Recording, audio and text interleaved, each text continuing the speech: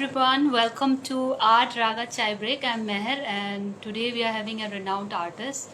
His name is Umesh Kumar, and he's very much active with the social issues, and he portrayed in his work also. So he'll be here, and I'm just inviting Umesh ji.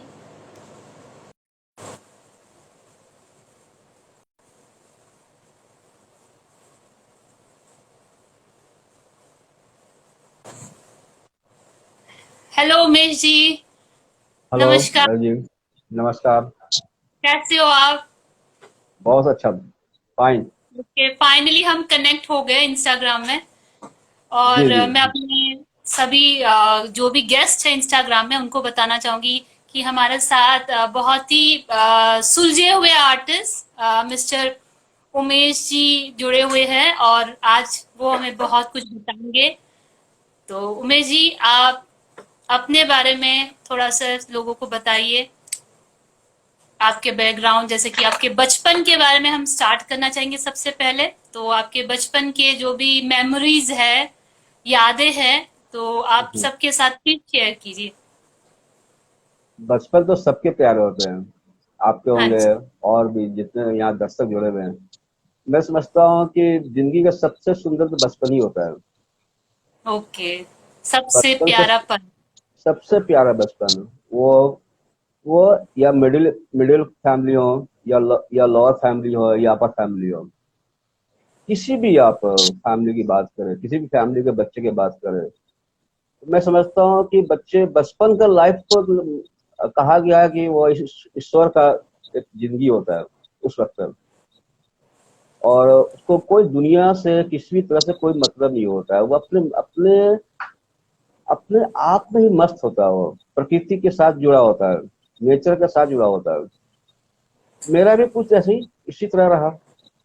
मैं भी अपना okay. बचपन बहुत ही प्यारा गुजारा, बनवासियों के साथ, शैतानियों के साथ, शरारतें के साथ। ओके। उमेश जी, मैं आपको यहाँ इंटरप्ट करना चाहिए, जैसे कि आपने बताया कि बचपन का पल सबके लिए प्यारा होता है।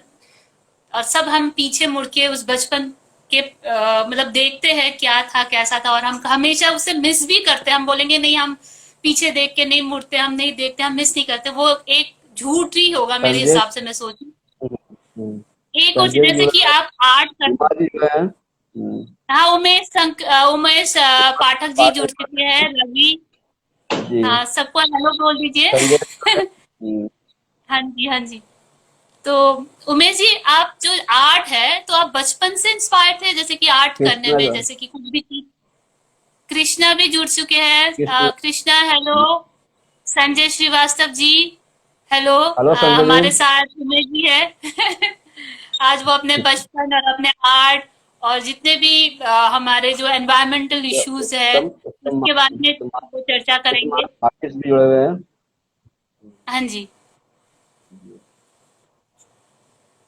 हाँ जी। बचपन में जैसे आर्ट करने से आप कहाँ से इंस्पायर हो, जैसे कि आपको पहला आर्ट आपको याद है जो आपने बनाया था, या स्केच, वो आप बताएंगे? देखिए, एक्चुअली क्या है कि मैं बिलोंग्स करता हूँ बोकारो सिटी से, जो कभी बिहार के साथ था, आज वो झारखंड स्टेट है। हाँ जी। तो वहाँ पे कला का क्षेत्र बहुत अच्छा रहा हमेशा, बचपन के टाइम में, हम्म। 10+2 हम्म। तक। और वह सब्जेक्ट भी रहा है, आर्ट, संगीत, होम साइंस, ये 3 सब्जेक्ट थे क्लास 10 तक, हम्म। जो बच्चों को इंस्पायर करते थे। बोकारो सिटी के हम्म। कई बच्चे आर्ट के फील्ड में आए।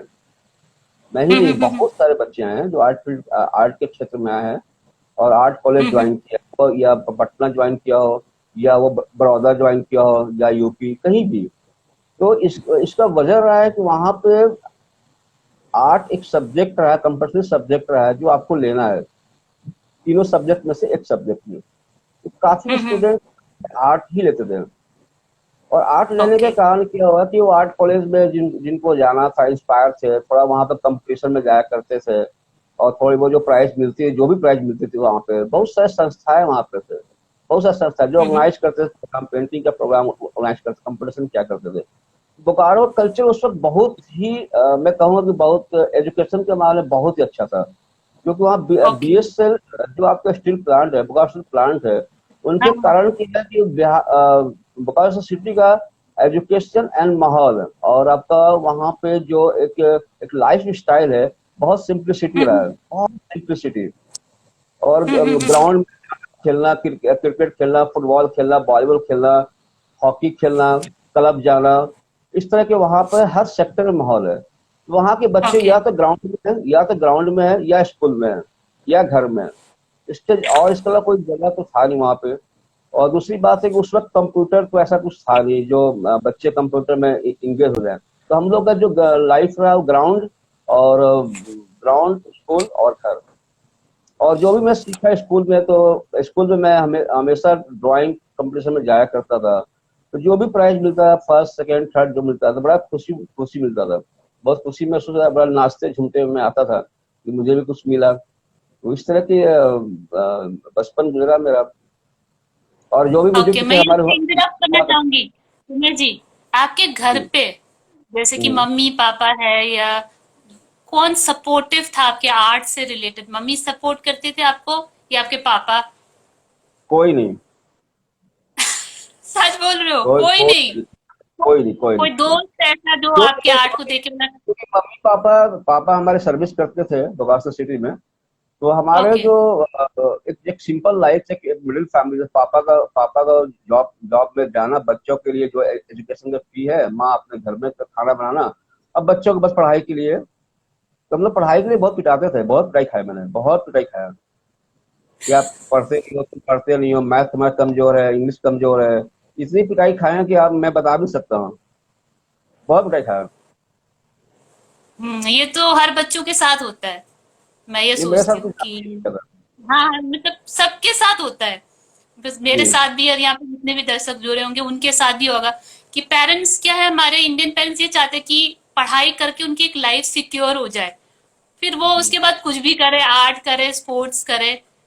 मतलब जैसे आप बोल स्वाप रहे थे बोकारो की। स्वाप हाँ जी। कुछ बोले, स्वाप क्या क्या नाम है? स्वाप स्वाप नील स्वप्निल, स्वप्निल भी जुड़े स्वप्निल। हुए हैं। हाँ जी, हाँ जी, हाँ जी, स्वप्निल। स्वप्निल जी देखिए, उमेश जी आपको हेलो बोल रहे हैं। और thank you for joining art Raga chai break Instagram live Gapshap. Umesh ji thank you so much, आप जुड़े हो। और उसके बाद में हम मैं जानना चाहेंगे कि आपको कितनी आपका भी कठिनाई आभार हुई। हूँ। हाँ जी। मैं आपका भी आभार करता हूँ कि आपने आप तो आर्टिस्ट को क्या, जोड़ने का इससे मुझे सिलसिला जारी आपकी रखा। आपके बड़प्पन है उमेश जी की, आप बोल रहे हो मेरे लिए। Thank you so hmm, much. जैसे कि आपकी बहुत ही प्रॉब्लम भी आए होंगे जब आपने परस्यू किया होगा हायर, जैसे आपने सोचा कि नहीं मुझे पढ़ाई करना है तो सिर्फ आर्ट ही करना है, आर्ट स्कूल हम्म, ही जाना है, जैसे कि बीएफए ही करना है। जी तो जी। उस टाइम पे आपको एक्चुअली किसने सपोर्ट किया मेंटली, लाइक? एक्चुअली जो मेरे साथ जो घटना घटा, एक्चुअली पापा लोग हम्म को तो आर्ट का कुछ समझ था नहीं, ना तो मुझे भी थी। मैं भी, हम्म ये भी मैं सच बोल रहा हूँ कि मुझे भी नहीं मालूम था कि कोई आर्ट कॉलेज हुआ करता है, कोई बीएफए होता है या एमएफए होता है, ऐसा कुछ नहीं मुझे मालूम था। पर हमारे जो हम्म स्कूल के टीचर थे, आरपी मंडल सर, वो एक दिन मेरे हम्म घर पे आए। 10th क्लास के बाद जब एग्जाम हो गए, मैं पास कर गया। मैं सेकंड डिवीजन पास किया। उस वक्त हम्म सेकंड डिवीजन, थर्ड डिवीजन चला करता था। तो मैं हम्म सेकंड डिवीजन पास किया था। पापा बोले तो हम कम से पास तो कर गया। और उसके बाद आरपी मंडल सर आए मेरे घर पे, बोले कि आप अपने हम्म बेटा को आर्ट कॉलेज भेज दीजिए। तो पापा बोले आर्ट कॉलेज क्या हम्म होता है? उस समय होता है आईएससी, बीएससी, बीकॉम, बीए, ये सब हम्म। होता था उस वक्त। आर्ट कॉलेज का तो कोई किसी, आज भी बहुत सारे पेरेंट्स को नहीं मालूम आर्ट कॉलेज है। आज हाँ, भी वो स्थिति सही है। बोला पर आपने। उस वक्त बहुत ज्यादा था। उस वक्त किसी पेरेंट्स को नहीं मालूम हुआ करता था कि आर्ट कॉलेज भी हुआ करता है, या संगीत कॉलेज भी हुआ करता है, या संगीत अकादमी हुआ करता है। हाँ, ये रखा, सही से बोल रहे हो आप। और या भरतनाट्यम का भी, या किसी तरह का थिएटर का भी कोई कॉलेज है, या एनएचडी है, और भी कई तरह का है। तो ऐसे तो हम्म कई पेरेंट्स को नहीं, मतलब नहीं, केवल 90% पेरेंट्स को नहीं मानता। तो ये आरपी मंडल सर आए मेरे घर पे, बोले कि आपके बच्चे का ड्राइंग अच्छा है, और इनको पटना आर्ट कॉलेज भेज दीजिए, और वहां पे जाएंगे तो कुछ ना कुछ अच्छा करेंगे। तो पापा बोले कि क्या उनको नौकरी मिल जाएगी? पापा का हम्म पहला हम्म क्वेश्चन था कि क्या नौकरी मिल जाएगी? आर्ट पढ़ने से नौकरी मिल जाएगी? ये अपना जीवन यापन कर लेगा? तो अब आर्किमिडीज से कुछ नहीं बनेगा, टीचर जो बन जाएगा, गवर्नमेंट टीचर जो बन जाएगा। तो पापा बोला चलो गवर्नमेंट टीचर तो बन जाएगा। हेलो। तो पापा बोले कम से गवर्नमेंट गवर्नमेंट टीचर टीचर बन में। जाएगा। हाँ जी, हाँ जी। तो आप खुश थे? आर्किमिडीज सर ने फॉर्म मंगाया, फॉर्म मैंने भर दिया, फॉर्म हाँ, उन्होंने भेज दिया, पास हो गए एग्जाम में, चले गए art college, Patna art college. हाँ, हाँ।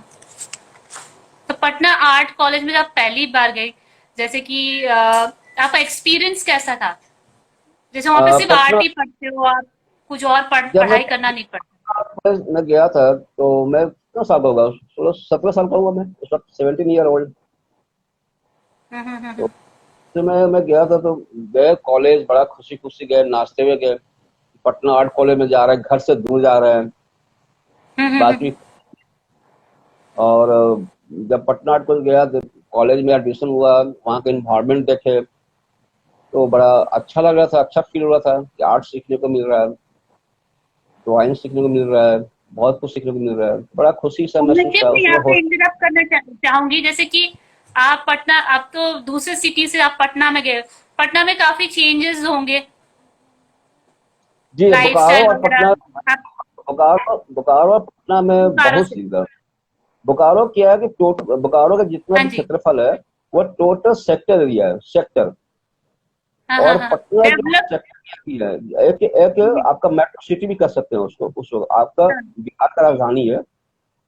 तो वहां पर पॉलिटिकल, मैंने कभी पॉलिटिक्स में मैं जाना भी नहीं था कि पॉलिटिक्स क्या होता है, विधायक क्या होते हैं, क्या मैं उस वक्त कुछ नहीं जाना था, विधायक क्या होते हैं, MP क्या होते हैं। मैं वहां पे रहा, पटना में रहा, तो काफी चीज जुलूस जुलूस देख रहे हैं, कई नेता लोग को देख रहा हूँ, कई सारे घटनाएं देख रहा हूँ। वो मैं अनभिज्ञ था, बहुत अनभिज्ञ था। Okay, okay. सो वो आपको अफेक्ट कर रहा था, आपके काम को अफेक्ट कर रहा था, जो भी चीज आप देख रहे थे पॉलिटिकली, या नहीं जो नहीं, भी आपकी उससे उससे सोसाइटी। नहीं नहीं नहीं नहीं नहीं, उससे मुझे मेरे काम को कोई इफेक्ट नहीं कर रहा था, कोई इफेक्ट नहीं कर रहा ओके, था, न तो कोई कोई अफेक्ट आर्ट नहीं कर कॉलेज रहा से कोई लेना देना था, आर्ट कॉलेज से कोई था। लेना देना नहीं था। मतलब फर्स्ट टाइम मुझे ओके, देखने को मिला राजधानी में। ओके। और मतलब मैं पटना आर्ट में कॉलेज आपको। में गया तो मैं वहाँ पटना का माहौल बता रहा था, पटना आर्ट कॉलेज का हाँ, माहौल तो हाँ, हाँ। बहुत ही डिफरेंट था। और उसमें तो मुझे मालूम नहीं था पटना आर्ट कॉलेज कैसा होता है, पुस्तकालय कैसा होता है, और स्टेट के पुस्तकालय कैसे हैं, और स्टेट के कैसे प्रोफेसर होते हैं, और स्टेट के कैसे हम्म, हम्म, लेक्चर है, वहाँ का इन्वायरमेंट क्या है। मुझे तो पटना ही बहुत सुंदर लगा था। हम्म। तो मैं ओके। पहला जब फर्स्ट ईयर मैंने पास किया पटना आर्ट कॉलेज, उसके बाद मुझे लगा पटना मुझे, मैं पटना में कुछ सीख नहीं पाऊंगा जब थोड़ा बहुत मुझे नॉलेज बढ़ा हम्म, तो एक राकेश थे हमारे क्लासमेट थे, तो मैं और राकेश जी ने बॉम्बे आर्ट कॉलेज का फॉर्म भरा, बॉम्बे आर्ट कॉलेज का। हम्म। तो तो उमेश जी हमारे साथ मंजीत कौर जुड़ चुके हैं, वो भी आर्टिस्ट है, उनको भी जी हेलो बंजी बोल जी। दीजिए। संजय।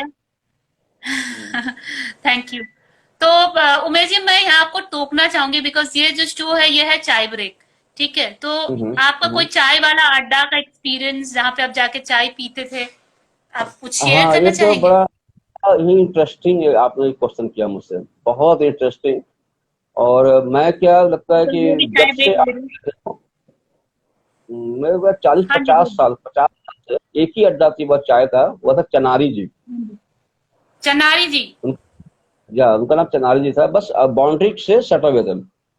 और वहाँ हम्म। सभी जितने भी हो, या सुबोध गुप्ता जी जो बहुत फेमस आर्टिस्ट हैं, या हम हाँ जी, हाँ मुझसे जी। जितने विपिन कुमार जी, या हमारे क्लास में थे त्रिभुवन कुमार जी, रविंद्र दास, और अजय नारायण, उमाशंकर पाठक, जितने भी लोग हैं, या हम्म, राजेश राम, तुलस काशी, अरविंद, जस्ट जितने भी लोग काम कर रहे हैं या जो भी कहीं पे भी हो, सब लोग वहां जाकर चाय हम्म। पिए हैं। और ओके। चेन्नई में क्या मोहम्मद रफी की गाना गाया करते थे, कितना बहुत सुंदर, इतना सुंदर गाना गाते थे। और समोसा चाय हम लोग का समझिए एक तरह से लंच ही था वहाँ पे। ओके। और जब हम लोग कॉलेज बैठते थे, गर्ल्स और बॉयज जो भी वहाँ बैठते थे, बस चना जी चाय लाइए, चाय जी भाई, सॉरी, एक वहाँ पे हमारे चाय लाल, उनका नाम था खूबलाल जी, खूबलाल जी थे, ओके। कॉलेज के थे, वो स्टाफ थे। तो सभी स्टूडेंट के चाय लाना, समोसा लाना उनकी यही ड्यूटी थी। मंजीत जी, लेकिन हम सभी का टी वाला, उसके बाद मुझे समझ नहीं आ रहा है कि वो बोले कि सभी का कोई ना कोई अड्डा तो चाय वाला होता ही है, जहाँ पे वो टाइम स्पेंड करते हैं, चाय पीते हैं, अपने काम डिस्कस करते हैं, बातें करते हैं। और संजय जी ने क्या बात है, आज पता चला, संजय जी बता रहे हैं आपको कि आज पता चला आपका अड्डा कौन सा था, मतलब पटना में। चनारी, चनारी जी। हाँ चनार जी, हाँ जी, तो अभी भी है वो चनार जी जो जहाँ पे आप लोग चाय पी रहे शायद थे, अभी भी शायद वो चाय नहीं, पी शायद रहे थे? वहाँ वहाँ पे शायद कुछ टूट गया कुछ, और वहाँ पे क्योंकि क्या हो रहा है, मेट्रो सिटी दिन पर दिन चेंज हो रहा है, रोड हाँ चेंज जी। हो रहा है, माहौल चेंज हो रहा है। तो आज के डेट में तो मुझे याद नहीं आ रहा है कि शायद है। तो चनाई जी का दुकान तो बहुत फेमस दुकान है, बहुत फेमस है। हम्म, मतलब पटना का मैं समझ, पटना आर्ट कॉलेज जो भी लोग पास किए हैं, हाँ जी। 100% लोगों ने चाय पिया, 100%। इवन मेरे मेरे प्रोफेसर इवन लेक्चर उमा जो भी। शंकर जी भी बोल रहे हैं, बहुत सारे लोग। वहाँ क्या बात है, ग्रेट मेमोरी, सबको याद आ गई, अपनी फ्लैशबैक में यस जा रहे यस। हैं। हम्म। उमेश जी, आप कमाल कर गए, आपको सबको उमा फ्लैशबैक जी, में लेके उमा जा जी, रहे हो। उमा जी, आपको याद आ रही है चनारी की गाना? हाँ, थोड़ा चनारी गाना गुनगुना दीजिए उमेश जी। मुझे तो गाना नहीं आता है, पर गाने तो उनके क्या बताया, क्या हेमंत हेमंत जी का भी गाना गाते थे, हेमंत जी का भी, मोहम्मद रफी, उत्तम जी भी लिख रहे हैं। और कई सारे संगीतकार थे जो पुराने संगीतों के माहिर माहिर थे। मतलब उनके गाना सुनते थे हम लोग मुग्ध हो जाते थे। और हंसता हुआ ओके। बंदा, हसमुख। हंसमुख। तो अभी मैं क्या बोलते हैं, उमेश जी का काम दिखा, एक मिनट, मैं कैमरा घुमाना पड़ेगा इस पे। Can you help me? जी, मंडी हाउस में भी एक चाय पीते हैं। जी जी, मंडी मंडी हाउस की भी हाउस में भी? चाय याद है। अब तो मंजीत जी, कहाँ अब पे? तो आर्टिस्ट लोग मंजीत मंजीत अब तो आर्टिस्ट लोग मंडी हाउस में कहाँ चाय पीते हैं। अब तो कलाकार अब घर के अंदर हो गए हैं। हाँ, ये तो सही बोल रहे हो। कभी कभी टाइम था, या हुसैन जी हो, या जितने बड़े आर्टिस्ट थे वो भी मंडी हाउस में मिलते थे और चाय पिया करते थे। और आज के आप मिले? यंगस्टर तो घर में बैठ गए हैं, यंगस्टर घर में बैठ गए हैं। कभी कभी मिलने का मौका ही नहीं मिलता चाय पे। उमेश जी, आप हुसैन जी से कभी मिले हो आप मंडी हाउस जी, पे? कोई एक्सपीरियंस मैं हुसैन इनसे, जी से मिलने की? मैं हुसैन जी से मैं मिला हूँ दो जगह। एक में कला मेला मिला हूँ, ओके। दिल्ली कला मेला मिला हूँ। एक में राजदास सिद्दीकी घर पे मिला हूं मैं, राजदास सिद्दीकी, ओके। जो हुसैन को ओके। उन्होंने बुक भी लिखा है। और रजत शर्मा के प्रोग्राम में भी वो राजदास सिद्दीकी को स्पेशल बुलाया गया था। हम्म। चलिए, तो आप पहली बार जब दिल्ली आए, मतलब पटना से, तो हम्म। आपका एक्सपीरियंस कैसा था? और जैसे कि जो भी दिल्ली आता है पहली बार, वो जैसे कि शेयरिंग में रहता है किसी जी दोस्त के हाँ, साथ, हम लोग। तो आपका भी नहीं सेम नहीं ही नहीं वो नहीं, था? मंडी मंडी नहीं, मंडी हाउस में बहुत ही इसमें मैं कहूंगा कि बहुत इंपॉर्टेंट प्लेस में मंडी हाउस है।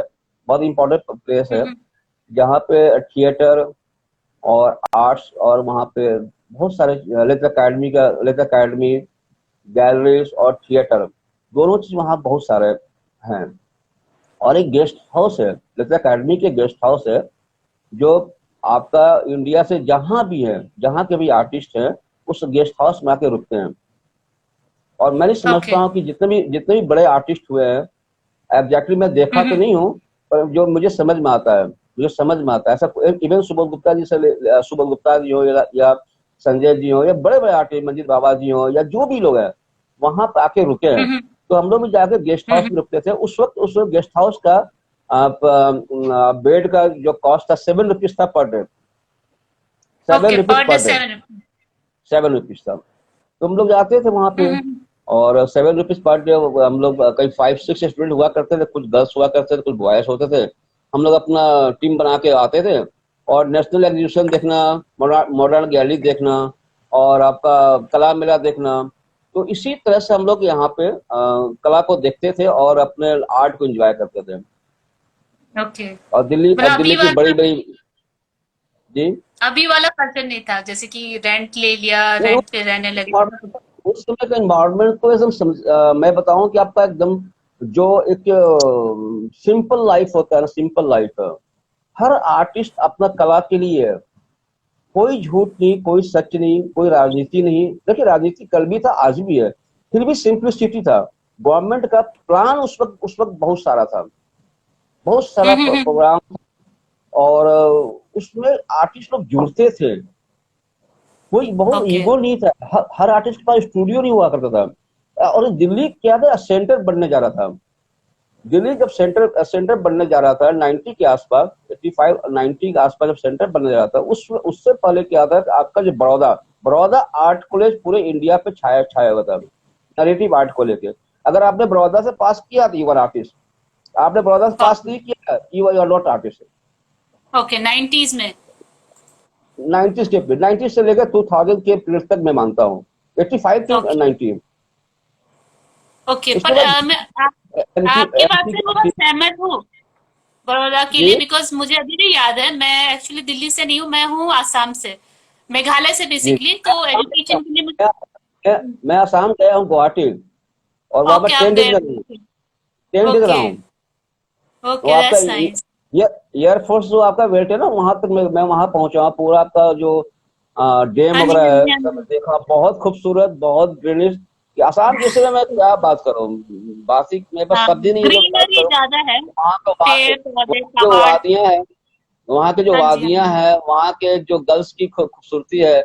और हाँ जी, हाँ जी, कॉलेज में गया, आर्ट कॉलेज गया, बहुत ही अच्छे से बोलना चालना। लगता है कि अभी हाँ भी जी, हाँ शहर जी, से दूर है आसाम के लोग, हाँ जी, हाँ मेट्रो जी। सिटी से अभी दूर। भी मतलब डेवलप नहीं है, मतलब बहुत जी, होना बाकी है, लग जाएंगे टाइम उस पे। जी, जी। और जैसे कि मेरी टीचर थी, मैं पॉलिटिकल साइंस पढ़ती थी, तो वो मेरी टीचर बड़ौदा कॉलेज से पास आउट थी, यूनिवर्सिटी से। ओहो।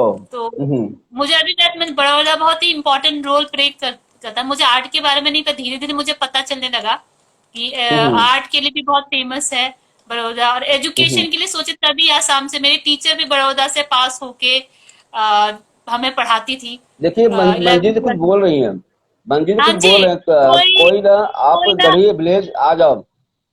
अब बताइए मंजीत जी, गढ़ी में कई बार जा चुका हूँ, आज नहीं 90 से जा रहा हूँ।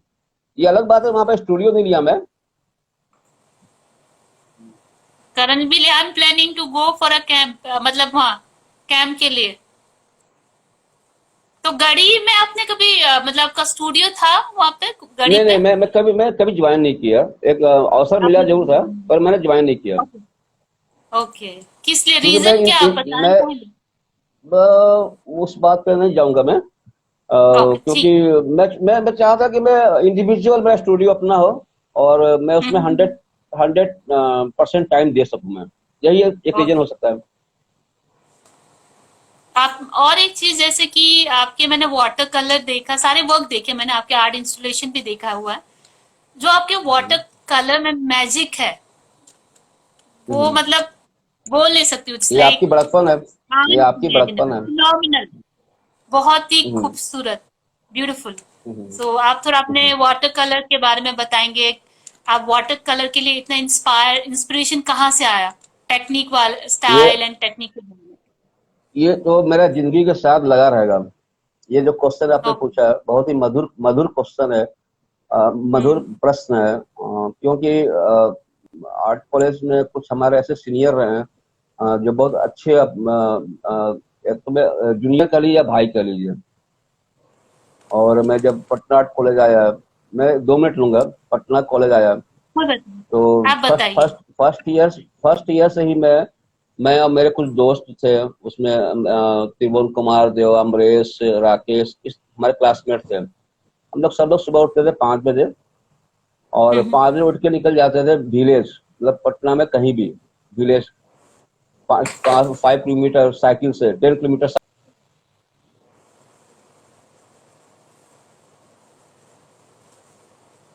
और बहुत दूर दूर जाते थे साइकिल से, और वहां पे वाटर कलर करते थे, वाटर कलर नेचर। वहां से आते थे, फिर हम लोग म्यूजियम पास में था, आर्ट कॉलेज के पास ही म्यूजियम था, वहां नेचर स्टडी किया करते थे हम। हमारे यहाँ एक विपिन कुमार थे, विपिन कुमार जी थे, जो ओके। हमारे सीनियर थे। उनकी वाटर कलर बहुत अच्छे थे, बहुत अच्छा। उनसे हम लोग बहुत बहुत सभी जूनियर, सभी हमारे क्लासमेट उस वक्त के जो भी जूनियर थे उनसे सब लोग इंस्पायर थे, मैं भी इंस्पायर था। तो हम लोग काम करके लाए, काम करते थे हम लोग, अपने सर को दिखाए। उसके बाद बिपिन, हम लोग कहते बिपिन दा, वहां बोलने का था बिपिन दा। अपने सीनियर को दा। तो बिपिन दा देखिए ना, वाटर कलर मैंने किया है। बिपिन दा बोलते थे कि ऐसे करो, इसको ऐसे करो, इसको ऐसे करो, इसको ऐसे करो, ये ट्रीटमेंट देखो, ये ट्रीटमेंट। बिपिन दा अपना काम दिखाइए ना प्लीज। तो बिपिन दा का हम लोग काम देखते थे। तो उसे इंस्पायर की कैसे ये हर्ट कर रहा है, हर्ट, ये जो झोपड़ी बना रहा है इसमें ये ट्रीटमेंट कैसे आ रहा है, इसमें ब्राउन कलर में कैसे ये कोबाल्ट कलर डाल रहे हैं, और उसमें ट्रांसपेरेंट कैसे आ रहा है। तो बड़ा हम तो बच्चे ही थे उस वक्त, तो समझ भी नहीं आता था। तो उसके बाद क्या हुआ, विपिन दास से रिक्वेस्ट की कि दादा थोड़ा आप भी हम लोग साथ चलिए ना। तो दादा हम लोग साथ चलने लगे। तो फिर उन्होंने बताया, हम लोगों को गाइड किया। मैं आज भी उनको याद करता हूँ, और आज मेरे बहुत अच्छे बहुत बहुत अच्छे भाई, जो भी कह लीजिए सीनियर हमारे हैं, बहुत रिस्पेक्टेबल सीनियर हैं। आज वो दिल्ली में ही है, वो भी दिल्ली में ही है। तो उनसे मैंने वाटर कलर सीखा, वाटर कलर मैंने उनसे बिपिन सीखा। दा। हाँ, बिपिन दास से सीखा उमेश मैं, जी, पर आपने है कि देखो, उमेश शर्मा जी आपको इंटरप्ट कर, वो लिख रहे हैं बहुत बहुत उमेश बधाई। शर्मा जी, नमस्ते नमस्ते शर्मा जी। ये बहुत आर्ट लवर, बहुत अच्छे आर्ट लवर है, बहुत अच्छे। ओके। तो मैं उनसे चलिए। उनसे सीखा मैं। उसके बाद बिपिन दा कॉलेज से पास आउट हो गए, वो चले गए दिल्ली आर्ट कॉलेज एमएफए करने के लिए। उसके बाद में बड़ा बड़ा वाटर कलर, बहुत बिग बिग साइज में थी, जाता था कलकत्ता। कलकत्ता में क्या था कि हैंडमेड पेपर बहुत सस्ता मिलता था, हैंडमेड बहुत सस्ता मिलता था। और hand paper. Brush, handmade paper, handmade, handmade handmade paper, okay. यार, वहाँ बहुत सस्ता मिलता, वहाँ बस 100 पेपर लेकर लेकर मैं आया करता था, 100 पेपर, एक साथ एक रिंग, हम्म और वाटर कलर हम्म ब्रश सब लेकर आया करता था। और फिर सुबह शाम हम लोग वाटर कलर करते, स्केचिंग करते, daily per day water colour करना, पर डे वाटर कलर करना, पर एवरी डे। हम्म आपका 5 बजे मॉर्निंग उठना और सुबह निकल जाना, 5 किलोमीटर 10 किलोमीटर दूर से जाना साइकिल से, फिर अपना काम करके आना और दिखाना, अपने सीखना। उसके बाद मैंने 10 डेज के लिए चला गया था हजारीबाग के गांव में, हजारीबाग है वहां पे। वहाँ का बिहार में? एक पहाड़, यहाँ वहाँ पहाड़ी विलेज है, पहाड़ी विलेज है, ओके। पहाड़ी विलेज है। वहाँ बहुत ही अच्छा एक जंगल है, पूरा पूरा एरिया जंगल है। उस वक्त बहुत डेवलप नहीं था। वहां पे गया, वहां पे जो आदिवासी की तरह था रहना होना, उनके साथ में शेयर किया, उनके साथ मैं शेयर किया।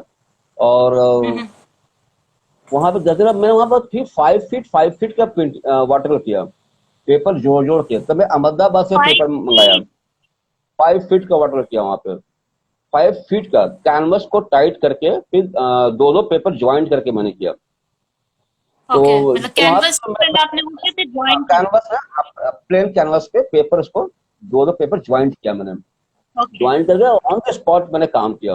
अबाउट 10 या 12 डेज था मैं वहाँ पे, वहीं लोकल खाना खाना, और बड़ा एंजॉय किया वहाँ का।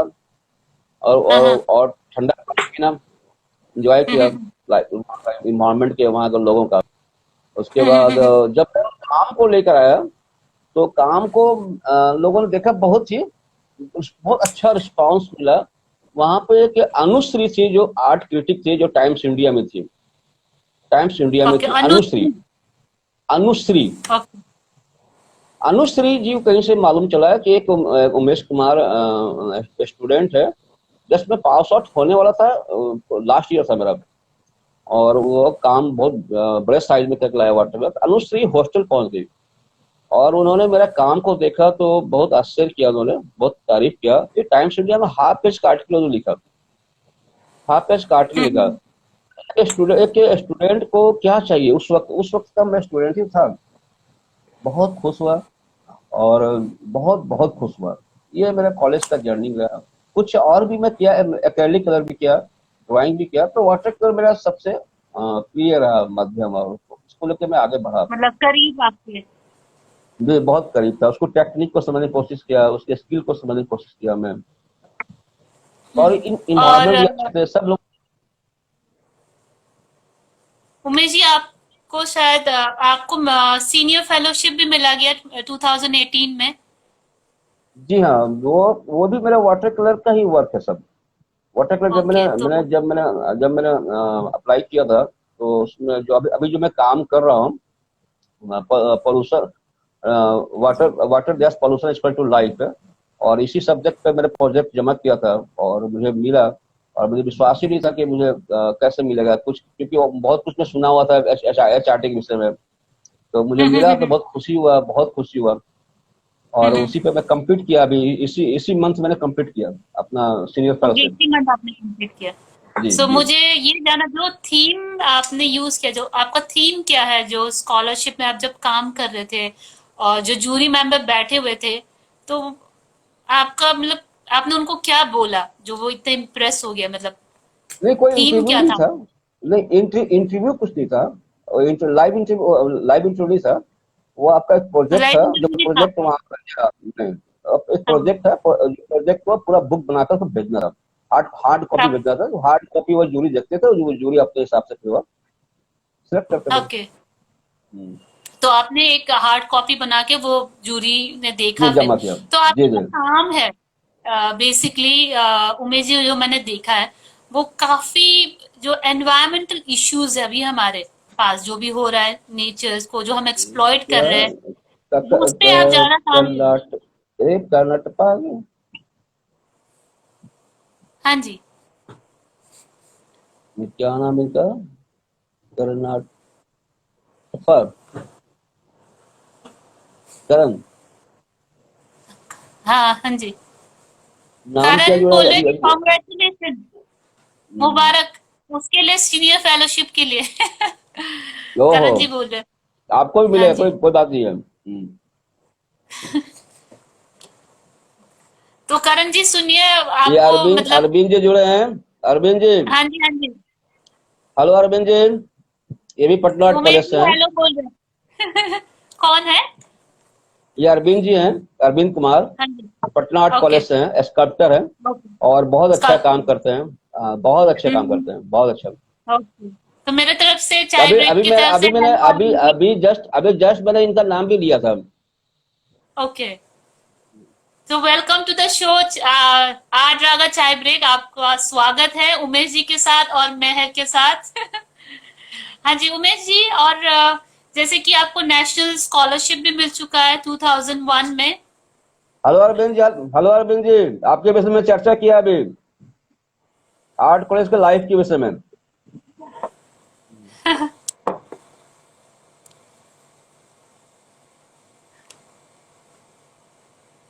उमेश जी, आप थोड़ा अपने नेशनल स्कॉलरशिप के एक्सपीरियंस भी शेयर कीजिए हमारे साथ, बिकॉज बहुत सारे बच्चे हैं जो पटना से आते हैं, दूसरे स्टेट से आते हैं, वो भी जानना चाहेंगे नेशनल कि आपका एक्सपीरियंस। स्कॉलरशिप मीन्स नहीं नहीं नहीं, आपको नेशनल स्कॉलरशिप मिला ना, तो आपके गढ़ी एक्सपीरियंस स्कॉलरशिप, जानना चाहेंगे। Garhi Garhi scholarship letter academy.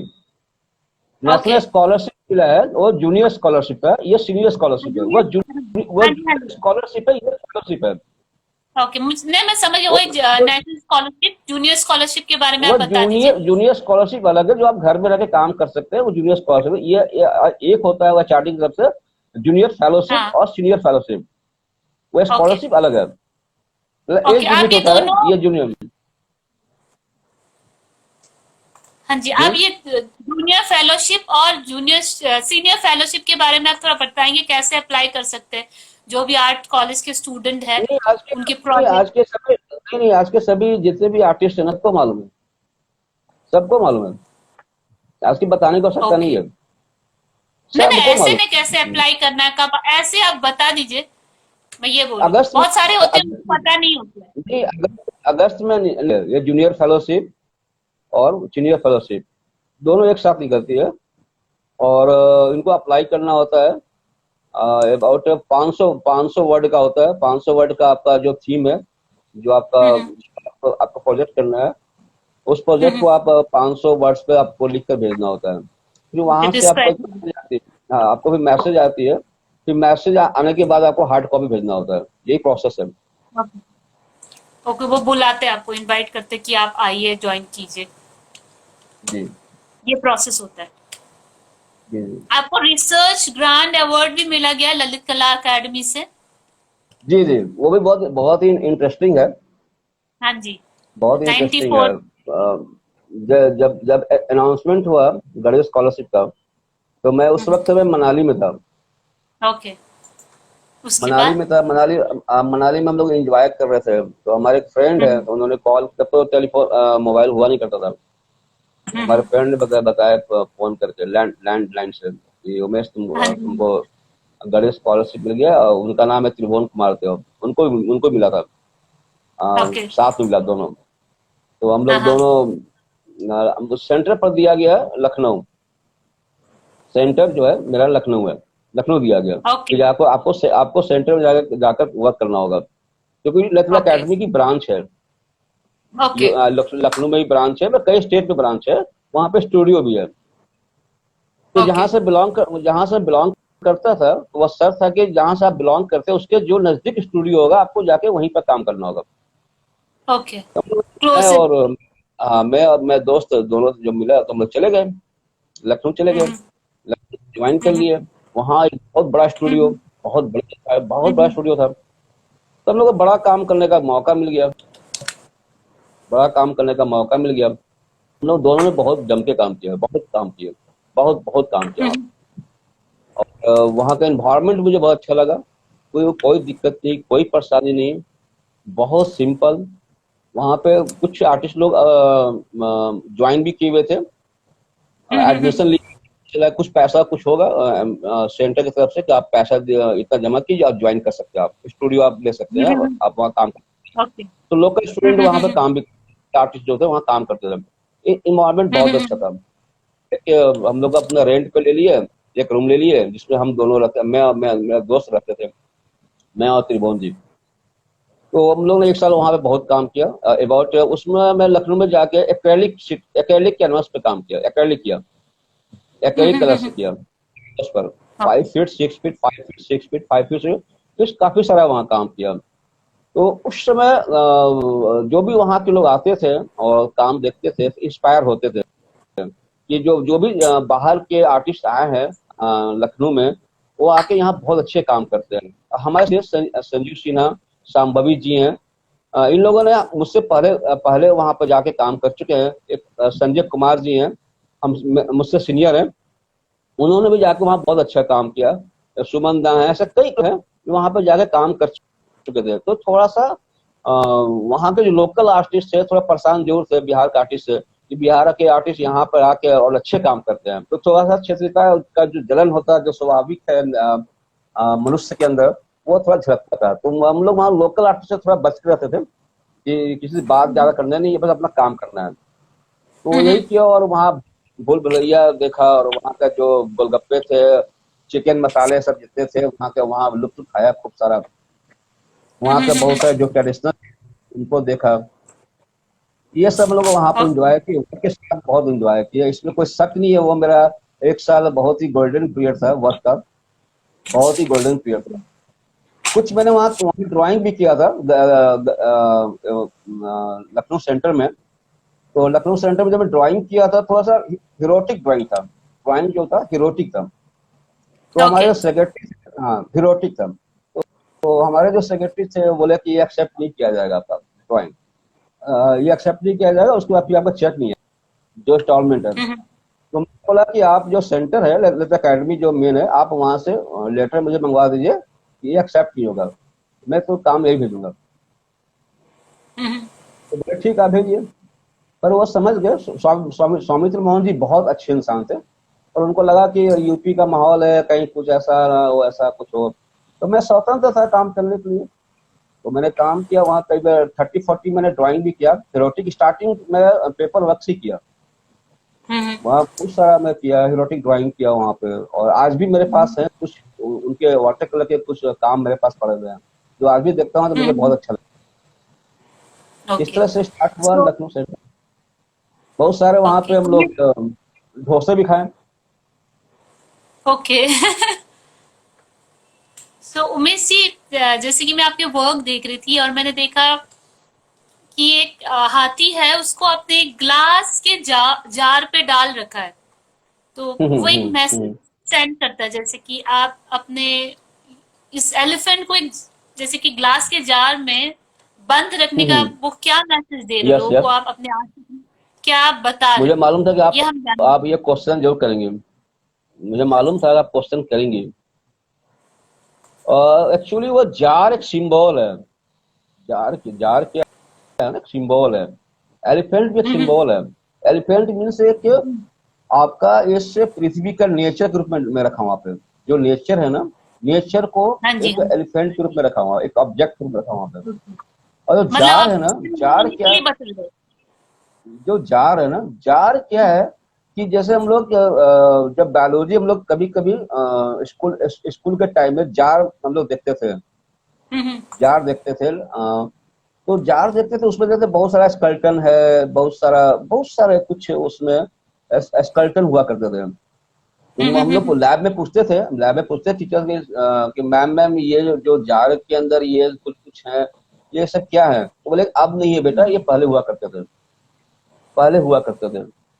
तो कई सारा न्यूज में सुनने को आता है, कई केरल में भी घटना घटा है कि एलिफेंट अब नहीं है, एलिफेंट को क्या कुछ पिला दिया जाता है, कुछ कर दिया जाता है। बहुत सारे ऐसे केसेस हैं। और इसके पहले भी बहुत सारे केसेस आते थे जो मेरे मस्तिष्क को छूते थे, मस्तिष्क को छूते थे। तो मैंने कहा कि आज एलिफेंट की जो संख्या इतनी कम हो गई है, इतनी इतनी संख्या कम हो गई है, कल और संख्या कम हो गई, कल और संख्या कम होगा। उसी तरह आपका बाघ है, शेर है, जो भी एनिमल्स है, जो बहुत कम होते जा रहे हैं। तो मैंने एक सिंबल के रूप में रखा है जार को, कि आप जार में एक दिन देखिएगा शेर भी हुआ करता था, या कभी हिरन भी हुआ करता था, कभी ऐसा भी हुआ करता था, कभी ये भी हुआ करता था, कभी बर्ड्स भी हुआ करता था, कभी इस जाति के बर्ड्स भी हुआ करता है। मैं जार में बर्ड्स को भी रखा है, और कई ऑब्जेक्ट्स को मैं रखा हूँ। और उसके फिर कई सारा पेंटिंग, मेरा पूरा मेट्रो सिटी के बीच में जार है। तो इस तरह से मैं रख हम्म रहा हूँ। और जो इंडस्ट्री जस्ट जस्ट एक जार के नेगेटिव के रूप में मैं उसके साथ टच किया हूँ, एक सिंबल के रूप में टच किया हूँ। क्योंकि आर्ट आज के डेट में आप फोटोग्राफी नहीं है कि आप फोटोग्राफ की तरह आपने पेंटिंग कर दिया, या आपने कुछ भी आर्ट कर दिया उसको एक्सेप्टेबल है, या वो ऐसा है नहीं।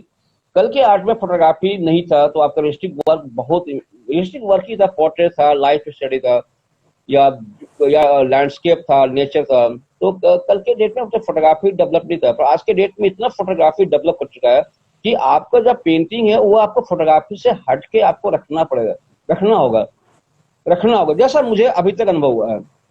तो वो अपने अपने जो अपना आपका जो काम है उसको स्किल्ड काम हो, उसमें कोई कोई दिक्कत, स्किल्ड हो, रियलिस्टिक हो, पर कंसेप्ट आपका जरूर सिंपल होना चाहिए। तो कुछ आपका प्रेजेंटेशन ऐसा होना चाहिए जो आपका काम कुछ बोले, कुछ सब्जेक्ट हो, कुछ ना कुछ तो हो जो उससे अलग, जो इंटरेस्टिंग लगे, जो आपको लगे कि नहीं इसमें है बहुत अच्छा प्रेजेंटेशन है, बहुत अच्छा इसमें आपका थीम है, ऑब्जेक्ट है, हम्म बहुत सारा है। आर्ट तो आज एक एक माध्यम नहीं है, आप किसी भी माध्यम से आप आर्ट को आप आज के लोग प्रेजेंट कर रहे हैं। एक माध्यम नहीं है, मैं तो खुद आपको नहीं बोल सकता हूँ कितना माध्यम है। ओके। तो आप मतलब आपके जो भी आर्ट देखता है, जैसे कि कोई भी बायर जो खरीदते हैं, वो आप कुछ ना कुछ मैसेज जरूर देते हो अपने काम के थ्रू। देखिए मैं ऐसा मानता हूँ, एक बार मैंने थिएटर में देखा था, कथक डांस देखा था। मैं कुछ 2 3 4 में देखा है। तो उसमें भी आज जो कथक डांस नहीं रह गया। आप देखेंगे कि वो कथक डांस उसके अंदर भी एक समाज का कुछ बातें प्रेजेंट होती हैं, कुछ अपने ओके। गुस्से को भी निकाला जाता है नए तरीके से। हम्म जो घटना घटता है, जो आप महसूस करते हैं, तो उसको भरतनाट्यम के थ्रू अब उसमें भी बात है, क्रिएटिविटी है। ऐसा नहीं है कि उसका लय खत्म हो गया, लय तो वही है, पर उसमें कुछ बातें, कुछ मैसेज पहुंचाने का भी एक मेथड आया है। उसी तरह आर्ट, मतलब एक आर्टिस्ट भी एक समाज का ही व्यक्ति है, समाज का ही ओके। व्यक्ति है, समाज से ही निकला आर्टिस्ट है। ऐसा नहीं कि किसी अलग प्लेटेनियम से आ गया, या किसी अलग प्लेटनेट से आ गया है। मैं भी इसी समाज में पला बड़ा हूँ, मेरे भी यही सब कुछ है। पर मेरे जो अंदर जो मस्तिष्क में, जो मेरे माइंड में जो हिट करता है, जो सोचने में मजबूर करता है, मैं उसको प्रेजेंट करता हूँ अपने माध्यम से। सिंपल सी बात है। हम्म, हम्म, हम्म। उमेश जी आप देखा जैसे भी जो मैंने देखा। हाँ जी, आप बोलिए, चीजें आप कुछ पूछ रहे थे। जैसे अभी जैसे आप कि आप। देखिए, आप अभी आप देखिए, 1.5 साल में देखिए क्या स्थिति है। 1.5 साल हो गई, पूरा वर्ल्ड मतलब कि तबाह हो गया। तो अभी आने वाले टाइम में बहुत सारे घटना घटेंगे, अगर आप आज नहीं समझे ना। मैं भी मैं रहूं या ना रहूं, तो आप देखिएगा ये जो स्थिति चल पड़ी है, वो स्थिति बहुत भयानक हो गई अगर आज नहीं समझे तो। ये कहीं ना तो कहीं तो बैलेंस तो है नेचर में, अनबैलेंस तो हो रहा है आप ये नेचर। बता दो, आप ये बोल रहे हो, जो भी हमारे प्रकृति में हो रहा है प्रकृति में नेगेटिव, हो रहा है, जो मैं कर रहा हूँ, जो हम लोग कर रहे हैं। हमें जैसे कि इंसान जो कर रहा है, जो भी नेचर हम्म, के साथ, वो हमें भुगतना पड़ेगा फ्यूचर में, आप ये बोल रहे हो। तो जो भी हम लोग प्रोडक्ट बनाते हैं, जो भी कुछ हम लोग या केमिकल बनाते हैं, कुछ भी आज नया केमिकल बना रहे हैं, कुछ भी कर रहे हैं, कुछ भी, तो उसका भी हम लोग ये कहते हैं कि अगर ये केमिकल कल कल पॉल्यूट हुआ या प्रदूषित हुआ या कुछ इस तरह का कुछ घटनाएं घटा, तो इसको कंट्रोल किया जा सकता है। जब ये पहले आपको मार्केट में दे दिया जाता है, समाज के बीच पहुंचा दिया जाता है, जब वो आपको जब प्रॉब्लम खड़ा करता है, तब आप उसको उसको उसको आप समाधान निकालते हैं। तब तक क्या होता है, आपका टाइम निकल जाता है। तो समाधान ढूंढने में टाइम निकल जाता है, समाधान फिर निकालने में आपको और समय लग जाता है, जिसके कारण बहुत सारी घटनाएं घटने लगती हैं। तो जब कुछ हम बनाते हैं या कुछ भी हो, एवरीथिंग वर्ल्ड में कहीं भी हो, आप उसी समय सोचे कि अगर कुछ ऐसा घटना घटता है या ऐसा कुछ बातें आती है, तो इसको कैसे निष्क्रिय किया जा सकता है, इसको कैसे खत्म किया। तो ये मेरा पर्सनल मेरा मानना है। मैं किसी की बात नहीं कर रहा, मैं पर्सनल जो सोचता हूँ, जो पर्सनल जो मेरा अपने माइंड को जो टच करता है, उस पर मैं बात कर रहा हूँ। और उसी का मैं लेकर अपना वर्क में कर रहा हूँ, पेंट कर रहा हूँ। कि मैंने आपका एक आर्ट इंस्टॉलेशन देखा था, मतलब आपने पिक्चर, मैंने अपने इंस्टाग्राम में भी किया हुआ है आपका एग्जीबिशन में, कबूतर है नीचे। ये कौन तो है? टीना हाँ, चटर्जी। ट्रीना चैटर्जी है, आर्टिस्ट है शांति निकेतन से। तो आप जी इनको नमस्ते हेलो टीना। बोल दीजिए, वो हेलो ट्रीना जी को। जी टीना जी। हेलो। इनको भी भाई बोलते रहना हेलो, जो इतने अच्छे ये से सुन इसमें रहे नहीं हैं प्रोग्राम होगा, को। जी वो सुन रहे हैं आपको, टीना जी, टीना जी जी, Arvind ji, Umesh ji saying hello and thank you thank you thank you. and he's saying thank you to you। हाँ उमेश जी, मैंने आपका एक आर्ट इंस्टॉलेशन देखा था, जहाँ पे कबूतर है वो नीचे गिरे हुए हैं, और एक खाली सा कुछ क्या बोल सकते, बाउल है वो खाली है, मतलब आप, क्या? मुझे बोतल? समझ नहीं, आप मुझे थोड़ा समझाएंगे उसके बारे में। बिजली का बोतल?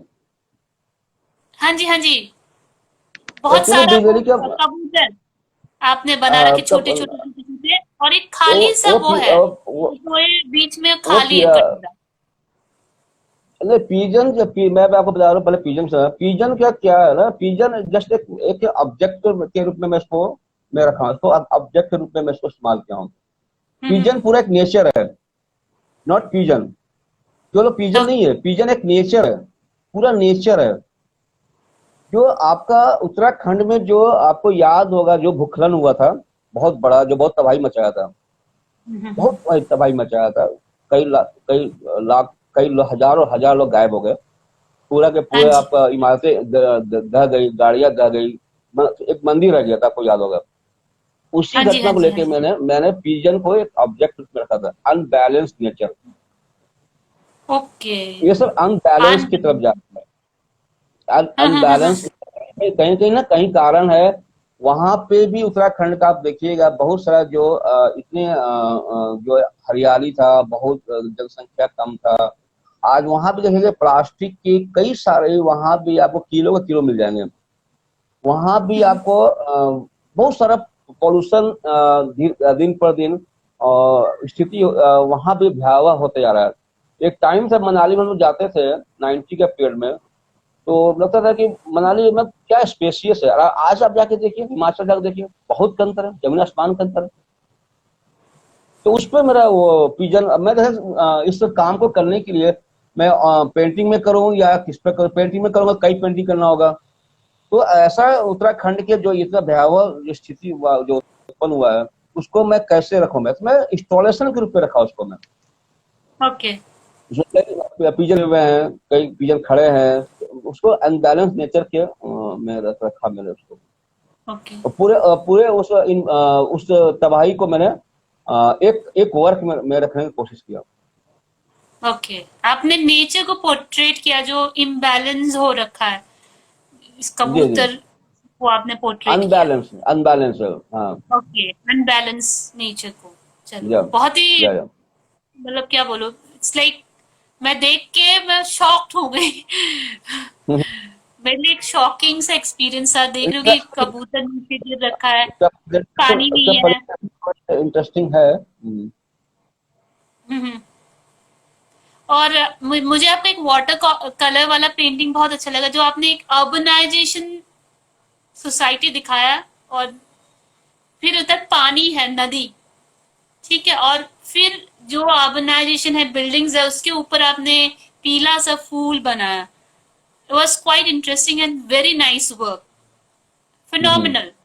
हाँ जी, उसके बारे में आप कुछ बताइए, उस काम के लिए, कौन सा पानी, आप अर्बनाइजेशन। जो वाटर कलर में क्या है, अभी जो मैं काम कर रहा हूँ उसमें कहीं कहीं ऑब्जेक्ट एक दूसरे से मिल रहा है, तो थोड़ा सा आप वो काम दिखा दे तो ज्यादा अच्छा लगेगा। अभी मैं दिखा नहीं पाऊंगी, बिकॉज आपने बिल्डिंग को ओ, पोर्ट्रेट, एक सिटी दिखाया है, नदी के पास यस, एक बहुत बिल्डिंग है। बड़ा हाँ। सिटी, और हम्म। फिर एक पीला सा फूल।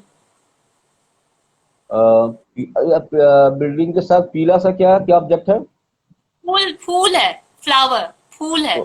फ्लावर है, यस यस यस यस। तो फ्लावर में आप देखे होंगे, फ्लावर में देखो थोड़ा सा ब्लैक ब्लैक स्पॉट आ रहा है, हाँ आप जी, हाँ देखोगे जी, हाँ ब्लैक जी। स्पॉट आ रहा है।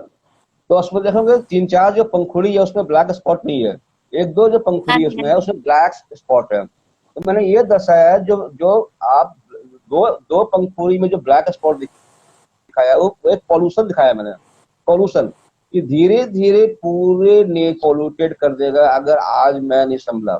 एक फूल में पूरे नेचर को मैंने प्रेजेंट किया हूँ। ओके, तो आपने एक फूल में पूरा नेचर दिखा रहे हो कि जी जी जी। जो जब मान लिया पोल्यूशन है अभी ये है। अभी मान लिया कि 20% पॉल्यूटेड है, कल 30 होगा, 40 होगा। आज दो पंखुड़ी में है तो कल कल 10 पंखुड़ी में हो सकता है। हम्म। और एक एक और वर्क है आपका, जहाँ पे आप दिखा रहे, एक बच्चा है छोटा सा, कढ़ाई के ऊपर वो पड़ रहा है, और पानी जी के जी जी। बूंदे, मुझे ये लग रहा है, वो हम्म आप हम्म, क्या हम्म। मैसेज दे रहे हो? वो मैसेज क्या है ना कि बच्चा देखे कितना स्वतंत्र है। क्या एक बच्चे को मैंने कढ़ाई को दिखाया ना, एक पृथ्वी दिखाया, पृथ्वी। आप देखें ऊपर देखे होंगे कि बच्चा इत्मीनान से पढ़ रहा है, लिख रहा है कोई, पूरा जो स्काई है एकदम पूरा नीला है, कहीं पॉल्यूटेड हाँ नहीं जी, है, हाँ जी, हाँ जी। कहीं कुछ नहीं है। पर जो कढ़ाई आपका है जो ना, वो मेटल है, वो मेटल है। तो मेटल को ना मैं धीरे से एक मेट्रोपॉलिटन सिटी से उसको टच किया है, मेट्रोपॉलिटन सिटी ओके, के लाइफ को से जोड़ने की कोशिश किया मैंने। ओके। तो आप हम्म। सिंबॉलिकली प्रेजेंट कर रहे हो, जो मेटल का जो ऑब्जेक्ट है वो एक सिटी लाइफ है, वो कितना यस यस पोल्यूशन यस। है, एनवायरमेंटल जी है, इश्यूज वो को धीरे आप। धीरे धीरे जो अभी स्काई क्लीन दिख रहा है वो भी नहीं दिखेगा, ओके, वो भी नहीं दिखेगा। ओके। तो वाटर इशू के लिए आप क्या बोलना चाहेंगे? जैसे कि आपको सिटी लाइफ दिखाया, तो पानी, जो नदी, उस पे आप एक मैसेज ही दे रहे हो सिंबॉलिकली। नहीं, वाटर में बहुत ही बहुत क्लियर में हूँ, उसमें कोई कंफ्यूजन नहीं है। जो बिजली का बॉटल में आपको दिखाया है, तो बिजली का बॉटल में हमेशा आप भी देखते होंगे, या जो भी सुन रहे हैं दर्शक जो भी सुन रहे हैं सब लोग देखते हैं, बिजली बॉटल अब आपके बिजली के बोतल से एक पहाड़ बन जाता है। आज भले हम उसको हम प्रोसेस में ला रहे हैं, तो उसको खत्म कर रहे हैं, ठीक है। तो कल जो स्थिति भयानक जो स्थिति पैदा हुई पॉलिथीन पॉलिथीन की वजह से पूरा पोल्यूटेड हो गया था, और कई एरिया के एरिया पोल्यूटेड हो गए, आज ही पोल्यूटेड हो रहे हैं, आज भी पोल्यूटेड हो रहे हैं, ये आप भी जान रही हैं। तो बिजली का बोतल जो मैं उसके अंदर देखा, पानी जो है, वाटर जो देखा मैंने, वाटर जो आज आज बिक रहा है 20 रुपीज ईच है, उसका टाइटल है 20 rupees each after, now 20 rupees each after, वहाँ क्वेश्चन मार्क है। आज मैं 20 रुपीज में पी रहा हूँ उस बोतल को, कल मुझे वो पानी कितने मिलेगा, तो क्वेश्चन मार्क है, यू कैन थिंक। ओके, आप ये बोलो आज प्राइस 20 रुपीज है जो पानी का, कल कितना हो सकता है? जस्ट कल कितना हो थिंक। सकता है। तो उसमें कितने परसेंट के पास आज पैसा है जो 20 रुपीज का पानी पी सकते हैं। आज इंडस्ट्री के कारण, कई फैक्ट्री इंडस्ट्री के कारण, कई ऐसे कारणों के कारण, जो नदी का पानी हो या आपका शहर के जो जमीन के अंदर का पानी हो, ये सब पानी इतना पोल्यूटेड हो रहे हैं। तो एक आम पब्लिक पानी कहाँ से पिए खरीद के, एक आम आदमी कहाँ से पिएगा। कितने परसेंट हमारे कंट्री में है जो बिजली का बोतल खरीद के पानी पी सकते हैं, बहुत क्वेश्चन मार्क है। तो सोचिए, आज अगर आपका पानी नहीं मिल रहा, साफ पानी आपको नल से नहीं मिल रहा है, कल की स्थिति क्या पैदा होगा। आज आपको नदी में अगर पानी साफ नहीं है, कहीं भी साफ नहीं है, कल क्या होगा। आज आज ये स्थिति त्राहिमाम बचा हुआ है, नदी को साफ करना। मुझे तो सुनते सुनते 20 साल हो गया, 20 साल हो गए। गंगा को साफ कर देंगे, जमुना को जो भी आते यही बोलते हैं मैं साफ कर दूंगा, मैं 5 साल में क्लियर कर दूंगा गंगा को, जमुना का पानी को साफ कर दूंगा। अरे भैया अब तो बहुत होगा, अब तो कर दो यार। अब कौन सी गवर्नमेंट आएगी, अब कौन सी गवर्नमेंट आएगी। अब तो मुझे नहीं लग रहा कि अब कोई और भी पार्टी है जो आने वाली है। ठीक है। और आपको अभी जैसे आपने पानी की बात की, और मैं न्यूज देख रही थी, ईरान में इतना बड़ा इश्यू हो गया पानी से रिलेटेड। तो पानी एक जरूर इतना जरूर। इम्पोर्टेंट है कि हम पर मैं ये सोचती हूँ, पता है, गवर्नमेंट की रिस्पॉन्सिबिलिटी तो है, हम एक इंसान होके, आम नागरिक होके हमारी भी रिस्पॉन्सिबिलिटी बनती है कि हम अपने आस पड़ोस को साफ रखें, प्लास्टिक जो भी आता है उसे कम से कम यूज करें। जैसे कि हम बाजार जा रहे हैं तो हमें, जैसे कि सब्जी वाले से हम प्लास्टिक के बैग नहीं लेके हम खुद अपने घर से एक थैला ले जाए, जैसे हम पहले करते थे। पर सारा कुछ गवर्नमेंट नहीं कर सकता, हमें भी करना चाहिए। मुझे कभी कभी लगता है, जैसे कि मैं खानपुर में रहती हूँ, मुझे बोलना नहीं चाहिए, मेरे पास एक डंपिंग ग्राउंड है, और मुझे लगता है यहाँ पे इतने सारे पढ़े लिखे लोग हैं, और वहां पे गाय जाती है, हम बोलते हैं गाय हमारी माता है, और उस डंपिंग ग्राउंड पे इतने पॉलिथीन है कि गाय जाके खाती। मुझे बहुत बुरा लगता है, मैं कुछ नहीं कर सकती हूँ, पर क्या करूँ। मैं बोलूंगी ये ऐसा नहीं होना चाहिए, बिकॉज लोग सोचेंगे कि मैं किसी पॉलिटिकल ग्रुप से जुड़ी हुई। पर एज ए सोसाइटी में जैसे हम रहते हैं, एज ए इंडिविजुअल, हमारी भी सबकी एक रिस्पॉन्सिबिलिटी होती है अपने सोसाइटी के लिए, अपने अफकोर्स आस होती है, पड़ोस के लिए। अफकोर्स मैं मानता हूँ। हाँ, पर हम नहीं समझते। हाँ, नहीं तो एकदम आप क्या आपने बोलना एकदम सही, चाहेंगे? नहीं एकदम आपने सही क्वेश्चन किया है, इसमें कोई दो राय नहीं है। मैं दुनिया की बात छोड़िए, मैं अपनी कौसाम्बी की बात करता हूँ। मैं कौसाम्बी में रहता हूँ और मैं हाँ पार्क जी। जाता हूँ टहलने के लिए। पार्क बहुत अच्छा पार्क है, गवर्नमेंट ने बनाया, फिर दोबारा कुछ टूटा फिर बना दिया। पर ऐसे लोग हैं हमारे ही समाज के, हमारे ही भाई लोग, हमारी लोग, वहां पे कुछ खाए वही छोड़ दिए। जबकि वहाँ डस्टबिन, वहां पे अबाउट 30 डस्टबिन है। पार्क के अंदर अबाउट 30 डस्टबिन है। डस्टबिन होगा, ½ किलोमीटर का डिस्टेंस होगा पार्क मेरा, about 30 distance there.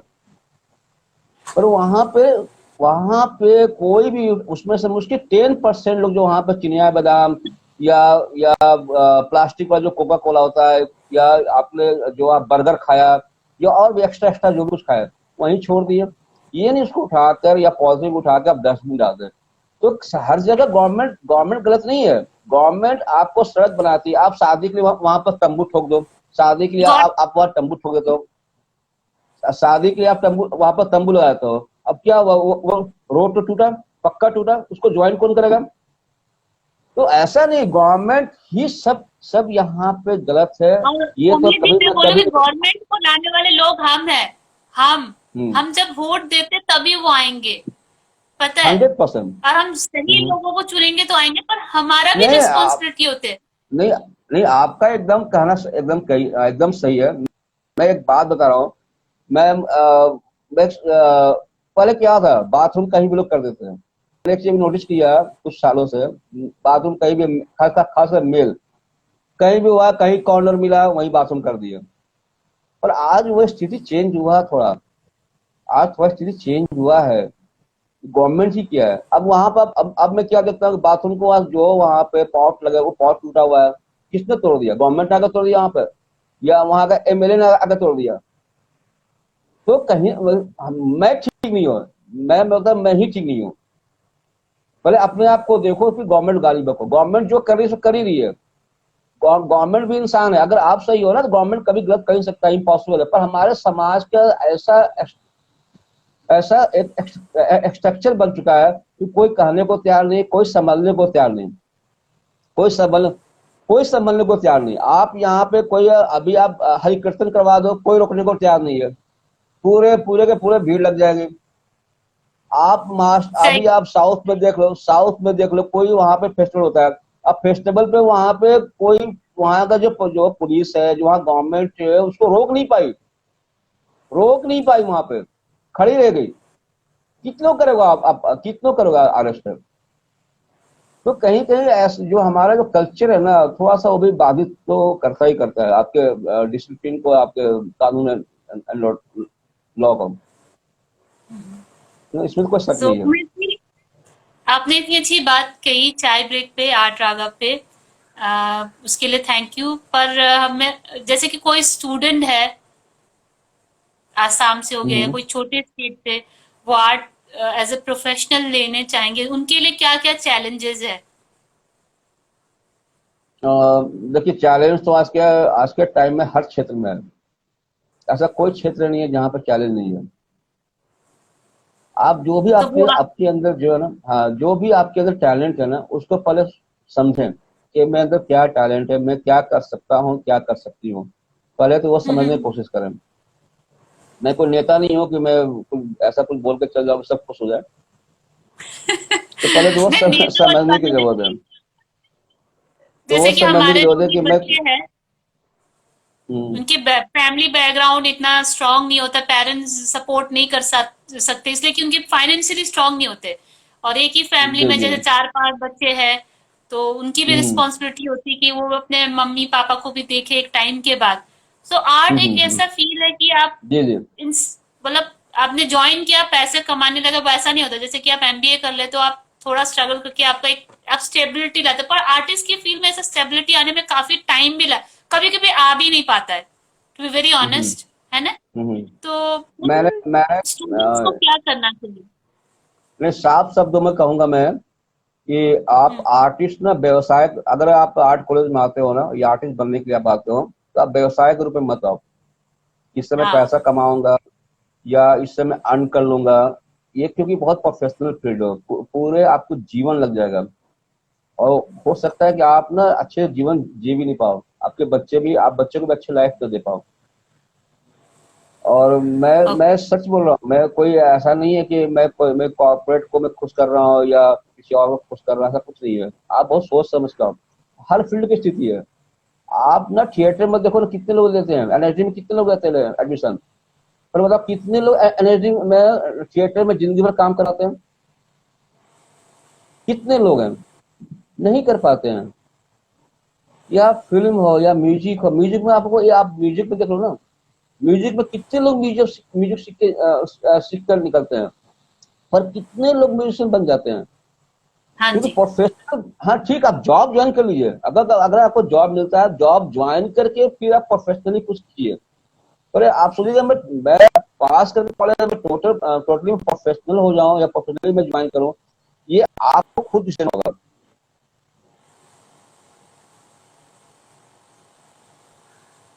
So there is ये सम आपको खुद डिसीजन कनेक्टिविटी। लेना होगा। हाँ, ये आपको खुद डिसीजन लेना होगा, क्योंकि किसी के पेरेंट्स कोई वही नहीं है कि आप अगर म्यूजिक सीख रहे हैं तो आपके पेरेंट्स कभी कभी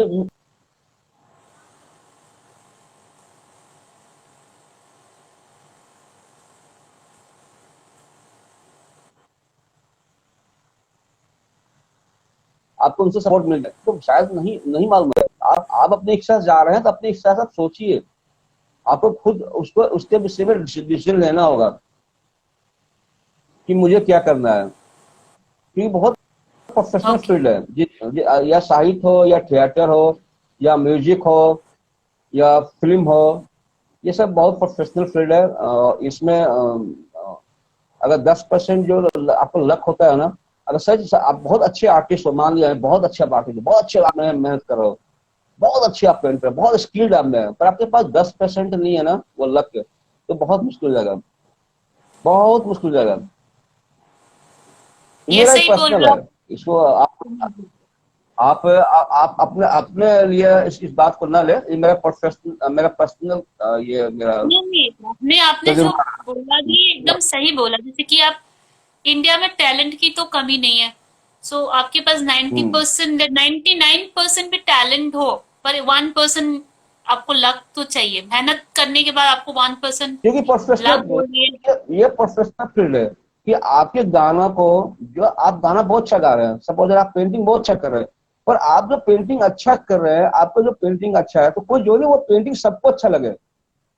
हाँ, ट्रू। आपका जो वो 1%, जो 2%, 10% जो आपका लक है ना, आपको पेंटिंग जो अच्छा आप कर रहे हैं, उस पेंटिंग के लिए वो कस्टमर अगर आपको मिल गया तो आपको फिर दिक्कत नहीं होगी। जब तक वो बायर नहीं आपके पास है, वो आर्ट लवर नहीं है आपका काम कर रहा, तो बहुत बहुत बहुत मुश्किल है, बहुत मुश्किल है। क्योंकि ट्रू यहाँ ट्रू, लोग आपने इंडिया में सबसे बड़ी बात है कि इंडिया में क्या है ना, कि लोग इंडस्ट्री बैठाएंगे, फ्लैट खरीदेंगे 1 करोड़ का, बिल्डर्स बनाएगा मकान, 100 करोड़, 200 करोड़, 500 करोड़, 600 करोड़, पर उसमें 5 करोड़ का भी आर्ट का काम नहीं लगाएंगे। मैं आपको कह रहा हूँ, मैं अपना कॉन्फिडेंस के साथ बोल रहा हूँ कि जो फ्लैट खरीदते हैं ना 50 लाख से, मैं छोड़िए 50 छोड़िए, जो 1 करोड़ का भी फ्लैट खरीदते हैं ना, जो 1 करोड़ का फ्लैट खरीदते हैं, अगर वो 20,000 का भी पेंटिंग अपने ड्राइंग रूम में लगाए ना, मैं समझता हूँ कुछ ही आर्टिस्ट को अपना काम करने में दिक्कत नहीं आएगी, अपना पर्सनल काम करने में कोई दिक्कत नहीं आएगा, अपने सोच के तौर पे अपने काम को रखने में कोई दिक्कत नहीं आएगी। अगर जो 1 करोड़ में काम, 1 करोड़ के भी बाहर इतने सारे आपको कंज्यूमर है कि आप सोच सकते हैं, अगर वो भी 20,000 का पेंटिंग खरीदेंगे ना, तो आर्टिस्ट को भी दिक्कत नहीं आएगी। और आर्टिस्ट ये जो है अपने कंसेप्ट को, अपने हर मीडियम को इस्तेमाल कर सकता है, अपने काम में स्वतंत्र होकर काम कर सकता है, अगर थोड़ा सा भी अगर सपोर्ट हो तो। मतलब लिटिल लिटिल 1% है, 0.5 छोड़, मैं 0.5%, 1% की बात कर रहा हूँ। हाँ उमेश जी, आपने सही बोला। जैसे कि लोग अपने घर बनाने में जैसे कि बहुत सारे पैसे लगा देंगे, पर वो एक 20,000 की पेंटिंग भी नहीं वो कर सकते। मतलब अपने घर पे ले क्योंकि आएंगे या इंटरेस्ट ही नहीं कुछ है, इंटरेस्ट ही नहीं है। इंटरेस्ट नहीं है। ये बात तो आप सही बोले। मैंने ये खुद ही एक्सपीरियंस किया था। मैं नाम नहीं बताना चाहूंगी कि वो बहुत ही अमीर लोग हैं, पर जब इतने अमीर है कि वो एक मंजीत बाबा की पेंटिंग भी रख सकते हैं, वो उनको वो मंजीत बाबा का पेंटिंग भी ओरिजिनल नहीं डुप्लीकेट चाहिए। एंड मैं शॉक हो गई यस, कि मैं खुद ऐसे देखा भी हूँ इस लोग बात होते को, हैं। मैं कह रहा हूँ मैं कि मैं खुद देखा हूँ, कि आपका 4 करोड़ की मकान है और पीछे डुप्लीकेट पेंटिंग लगी है, पीछे कमर्शियल पेंटिंग लगी हुई है, हाँ बाजार से जी, हाँ खरीदी जी। हुई पेंटिंग लगी हुई है, और उसके नीचे आपका 5 लाख की सोफा लगी हुई है, इंटीरियर उस मकान की है, कम से कम नहीं तो 1 करोड़ की इंटीरियर है, और वहां पे एक हम्म। ओरिजिनल पेंटिंग आर्टिस्ट की नहीं पहुंच जाती है। आप क्या समझाइएगा?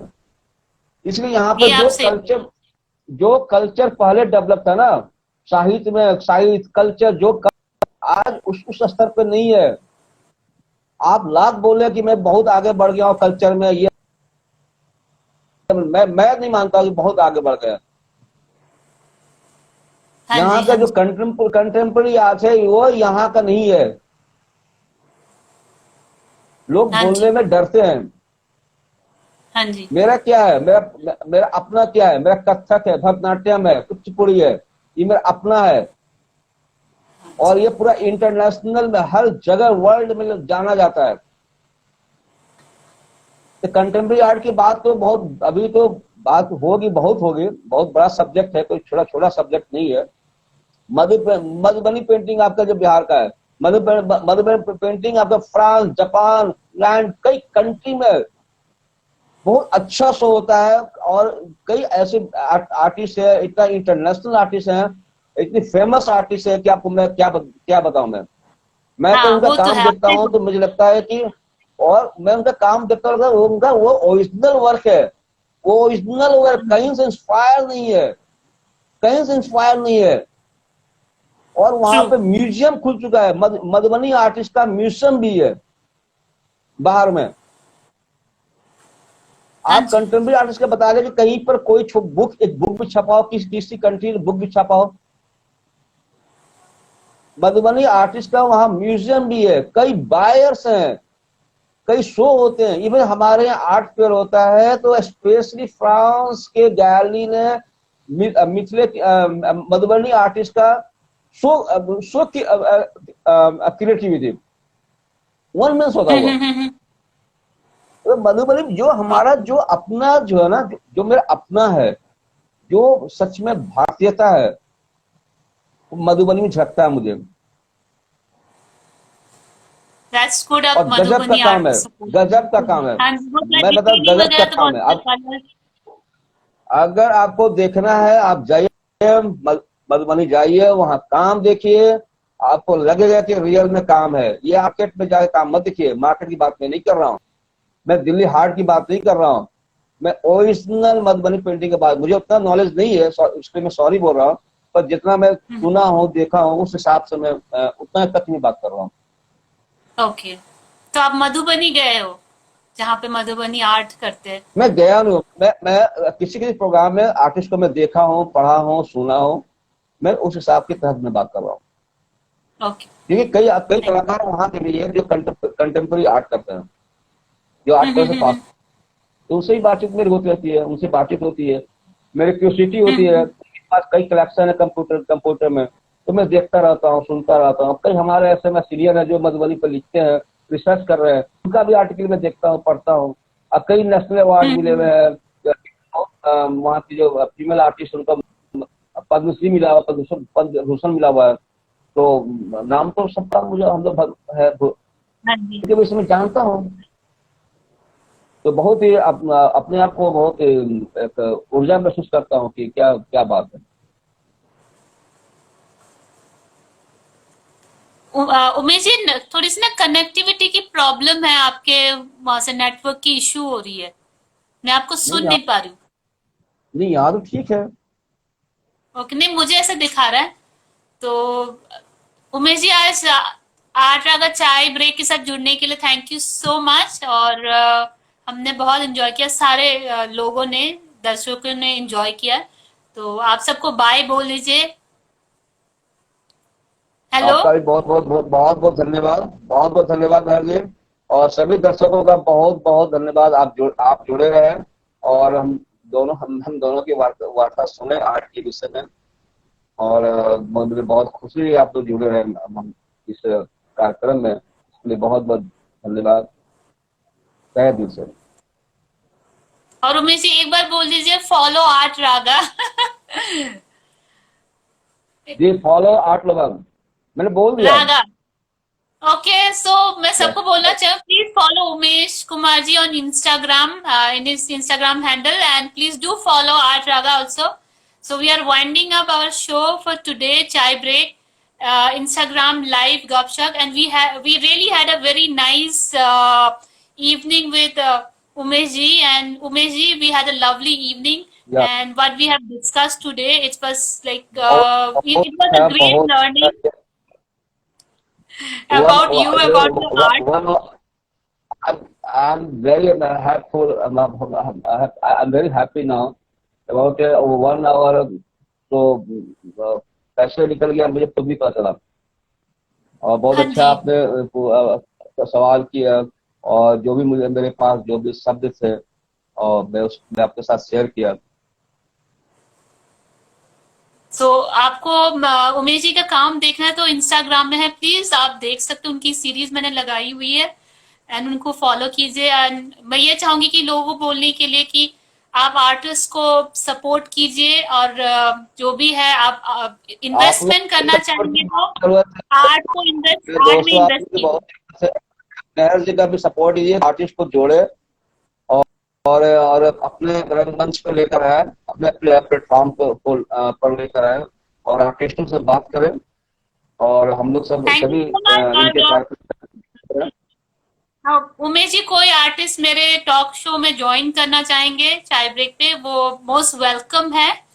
वो अपने रिज्यूम, जी बायोडेटा जी और अपने काम भेज सकते हैं, और आप प्लीज भेजिए तो ठीक है, हम आपको मैं शॉर्ट श्योर लिस्ट श्योर करेंगे। Sure sure. ओके, तो मैं अपना ओके। आर्ट रागा का वो दे दूंगी ईमेल आईडी, और मैं अभी लिख ही देती हूँ। जी जी ईमेल आईडी मैं दे देती हूँ, फिर मैं उस इस पे आप अपना काम वगैरह, चैट शो में आप ज्वाइन करना चाहते हो, प्लीज डू ज्वाइन अस। और हमें भी ग्रो होने का, सीखने का मौका मिला। मैं चाहती हूँ कि लोगों को, एटलीस्ट यंगस्टर्स को पता चले कि आर्ट में इन्वेस्ट करना चाहिए, और हमारे आर्टिस्ट कम्युनिटी को सपोर्ट करना चाहिए। बिकॉज आप जब इन्वेस्टर जी बनते हो जी तो आपको एक छोटे एज से बनना चाहिए। When you are very young, किसी भी चीज में इन्वेस्ट करते हो, एक छोटा भी चीज आप आर्टिस्ट से खरीदते हो, वो बहुत ही वैल्यूएबल एसेट बन जाता आपकी है फ्यूचर आवाज में। साफ नहीं आ रही है। मैं बोली ये मैं जी ये आप। बोल रही हूँ कि आप किसी भी चीज में इन्वेस्ट करते हो अभी, जब आप 20-25 साल के होते हो, तो वो आप जब 40-50 साल के होते हो, वो एक आपके लिए एक इन्वेस्टमेंट होता है, और वो बहुत ही मायने रखता है फ्यूचर के लिए। तो हमें अपना कल्चर, अपना हेरिटेज को आगे ले जाना है, उसको पकड़ के रखना है। So guys, start investing on art also. So Umesh ji, thank you so much. आपका भी बहुत बहुत धन्यवाद। Okay, bye. And thank you everyone bye for bye joining bye our bye bye Travel bye bye Library. Bye, take care, Bye. Bye bye.